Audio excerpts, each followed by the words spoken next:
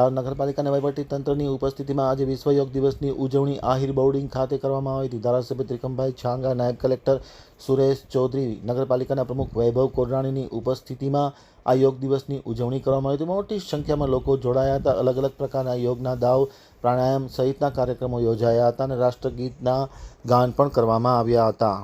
હવે જોઈએ અંજાર આમતક ન્યૂઝ બ્યુરોનો એક વિસ્તૃત અહેવાલ। રાજ્ય સરકારના રમતગમત અને યુવા સાંસ્કૃતિક પ્રવૃત્તિ વિભાગ ગાંધીનગરના સૂચિત ઠરાવ અનુસાર સંયુક્ત રાષ્ટ્રસંઘ દ્વારા ભારતીય સંસ્કૃતિની ઉત્તમ દેન એવી યોગ વિદ્યાને વૈશ્વિક વિરાસતમાં સામેલ કરવાના હેતુ સાથે 21મી જૂન એટલે આંતરરાષ્ટ્રીય યોગ દિવસ મનાવવામાં આવે છે। આજે અંજાર નગરપાલિકા અને વહીવટીતંત્રના સંયુક્ત ઉપક્રમે સવારે 6 કલાકે આહિર બોર્ડિંગ ખાતે વિશ્વ યોગ દિવસની ઉજવણી કરવામાં આવી હતી। મોટી સંખ્યામાં લોકો આ કાર્યક્રમમાં જોડાયા હતા।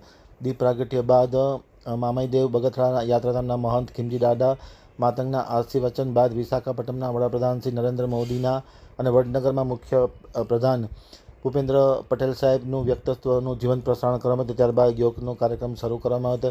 રાજ્ય યોગ બોર્ડના કોચ ગીતુ કટારિયા, સીમા ઠક્કર અને યોગ શિક્ષક શિવાંગી કાતરિયા દ્વારા સૌને યોગ અને પ્રાણાયામ કરવામાં આવ્યો હતો। રાષ્ટ્રગીતનું ગાન પણ કરવામાં આવ્યું હતું।